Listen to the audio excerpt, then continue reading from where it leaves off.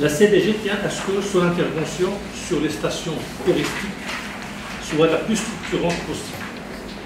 Ceci passe par deux choses. D'abord, notre effort doit être concentré sur deux stations. La station Tarazout au sud et la station Saïdia. Deuxième chose, c'est que il y a lieu de reconfigurer l'intervention de la CDG pour être axée sur l'émergence de la station. Je m'explique. Si je prends le cas de la station Saïdia, aujourd'hui nous sommes le seul acteur pratiquement présent à la station. C'est une station sur à peu près 500 hectares, avec le développement de plusieurs composantes immobilières, touristiques, animation, les golfs, etc. Et tout ça nécessite des investissements lourds. Aujourd'hui, nous sommes en train d'investir quelque chose comme 1,5 milliard de dirhams. D'ailleurs, on vient de livrer un hôtel il y a 2 semaines. Nous allons livrer un deuxième hôtel dans 2 semaines ou 3 semaines avec un aquapark, en plus de 2 unités hôtelières qui sont déjà opérationnelles et le golf qui est également opérationnel. Et l'année prochaine, nous allons livrer un deuxième golf. Nous considérons que l'effort fourni par la CDG à ce niveau-là est suffisamment suffisant pour pouvoir émerger une station. On ne veut plus être dans la logique de capacité. Et il faut créer tant de lits, de nombre de lits pour pouvoir créer une destination. Ce n'est pas ça qui fait la différence.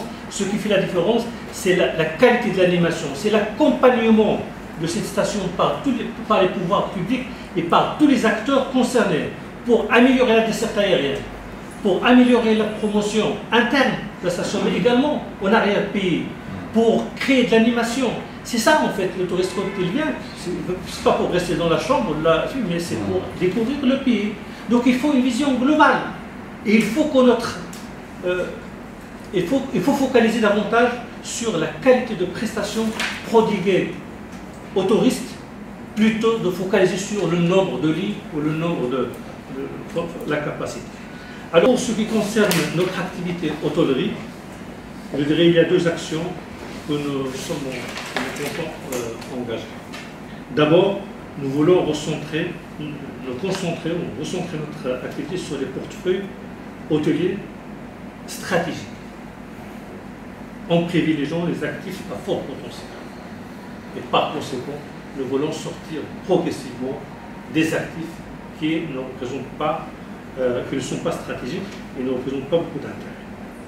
Les petits hôtels, par exemple, on dispose d'une 12 ou 14 hôtels dans différentes régions, Ouarzazate, Zagora, Rimlal, même Agadir, à Marrakech, mais c'est des hôtels, une bonne partie, c'est des hôtels récupérés de l'excellence de la purement de sillage.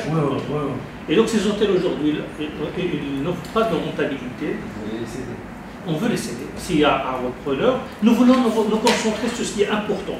Notre mission à ce niveau est terminée. Donc aujourd'hui, nous préférons les confier à des opérateurs qui peuvent les reprendre, les rénover et mettre en place des actions pour les rendre rentables.